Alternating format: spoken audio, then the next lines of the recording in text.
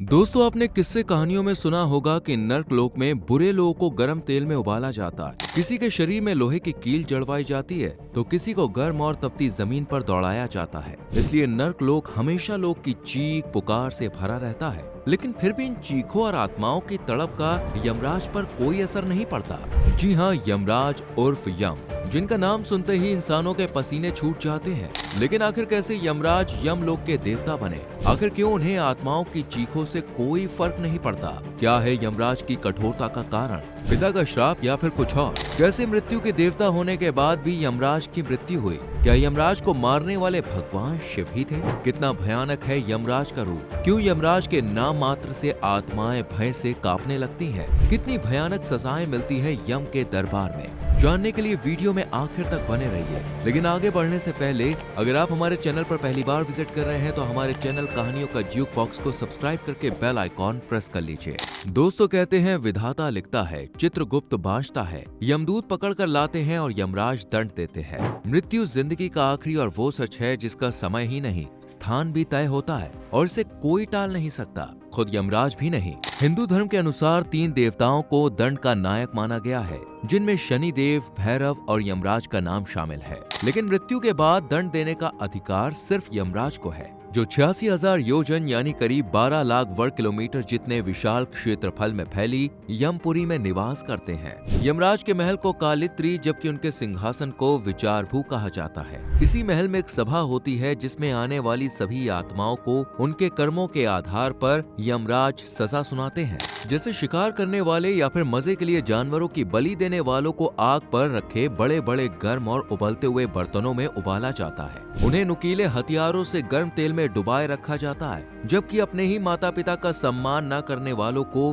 गर्म गर्म अंगारों पर भारी चीजें बांधकर दौड़ाया जाता है। दरअसल नर्क भी अलग अलग तरह के हैं, जहां इंसानों को उनके कर्मों के हिसाब से सजा दी जाती है और ये सभी सजाएं खुद यमराज तय करते हैं, क्योंकि वही यमलोक के स्वामी हैं। इसलिए यमराज को मृत्यु का देवता भी माना जाता है, जबकि पितृपति, कृतांत, शमन, काल, दंडधर, श्राद्धदेव, धर्म, जीवित देश, महेशध्वज, महिषवाहन, शीर्णपाद और कर्मकर उनकी विशेषताएं या कहें तो अन्य नाम हैं। पुराणों के अनुसार यमराज का रंग हरा है और वह हमेशा लाल रंग के कपड़े पहनते हैं। उनका वाहन है भैंसा और वह हाथ में गदा रखते हैं। मृत्यु का देवता या नर्क और मृत्यु के स्वामी होने के चलते यमराज बेहद शक्तिशाली भी माने जाते हैं। वही दंडधर है और जीवों के शुभाशुभ कर्मों का फैसला करने वाले भी। यमराज परम भागवत और 12 भागवताचार्यों में से एक भी है और उन्हें धर्मराज भी कहा जाता है, जिनकी इजाजत के बिना भगवान विष्णु, ब्रह्मा, महेश कोई भी यमलोक में दाखिल नहीं हो सकता।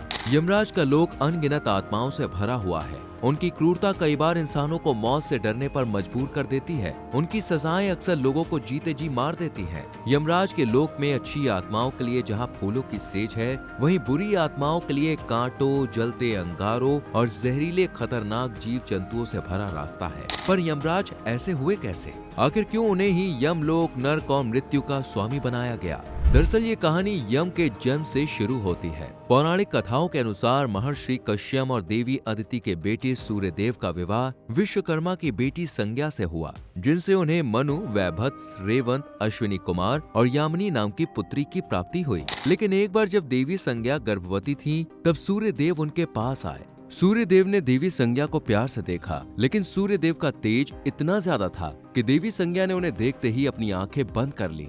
इसे सूर्यदेव ने अपना अपमान समझा और देवी संज्ञा को श्राप दिया कि वह ऐसे पुत्र को जन्म देंगे जिसका कर्म ही प्राणियों का नाश होगा। जिसके बाद देवी संज्ञा ने यमराज को जन्म दिया, लेकिन अब वो इस सबसे थक चुकी थी। इसलिए संज्ञा ने अपनी ही एक छाया को सूर्यदेव के पास छोड़ा और खुद अपने पिता के घर लौट आई। इधर संज्ञा की छाया से सूर्यदेव को सांवर्णी, मनु और शनि नाम के बेटे हुए। कुछ समय बाद सूर्यदेव को संज्ञा के छल का पता चल गया, तो उन्होंने संज्ञा के बेटे को मृत्यु की तरह भयंकर होने का श्राप भी दे डाला। इसके बाद जब देवी संज्ञा और छाया के बीच अधिकार की बात आई, तो छाया के पुत्र शनि और संज्ञा के पुत्र यम के बीच भीषण युद्ध छिड़ गया। कई महीनों तक चले इस युद्ध को ना तो सूर्यदेव और ना ही कोई देवी देवता रोक पाए, और क्योंकि शनिदेव को भगवान शिव का आशीर्वाद प्राप्त था और उनके पास कुछ शक्तियां भी थीं, इसलिए उन्होंने यमराज का वध कर उन्हें मार दिया। लेकिन सूर्यदेव अपने ही बेटे के हाथों दूसरे बेटे की मृत्यु देख बहुत दुखी हुए। वहीं संज्ञा और छाया ने भगवान शिव को पुकारा।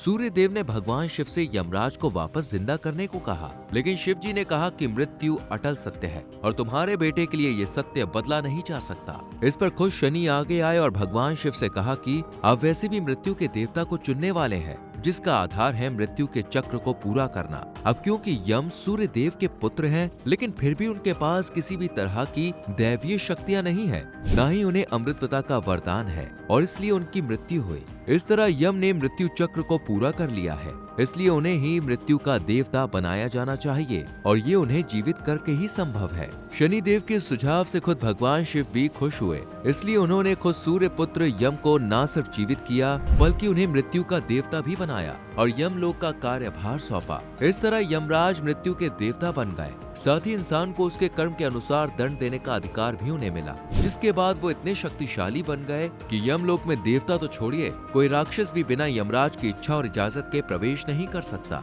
गरुड़ पुराण के अनुसार मृत्यु के बाद यमराज अपने 2 दूतों को आत्मा को लेने के लिए भेजते हैं। हालांकि ये दूत इंसान को मृत्यु से पहले ही नजर आने लगते हैं, इसलिए इंसान पहले ही समझ जाता है कि उसका अंतिम समय नजदीक आ गया है। लेकिन अंतिम समय पर ना तो वो कुछ बोल पाता है और ना ही कुछ समझ पाता है और फिर शरीर से आत्मा के अलग होते ही ये दूत आत्मा को लेकर चले जाते हैं। जिसके बाद यमराज तक पहुंचने से पहले आत्मा को 17 दिनों तक यात्रा करनी होती है, जिसके बाद 18वें दिन वो यमराज के सामने पहुंचती है। मृत्यु के 12 दिनों बाद आत्मा यमलोक का सफर शुरू करती है। इस रास्ते में उसे वैतरणी नाम की नदी भी मिलती है, जो खून से भरी हुई होती है, लेकिन सत्कर्म करने वालों के लिए नदी पार करना आसान होता है, जबकि बुरे कर्म वालों को नदी पार करने में बेहद यातनाओं का सामना करना पड़ता है। यमपुरी पहुंचने के बाद आत्मा पुष्पोदका नाम की एक और नदी के पास पहुंचती है और फिर यमराज के सामने, जहां एक सभा का आयोजन किया जाता है, जहां चित्रगुप्त आत्मा के अच्छे बुरे कर्मों को भरी सभा में पढ़कर सुनाते हैं, जिसके बाद यमराज उस व्यक्ति को सजा सुनाते हैं।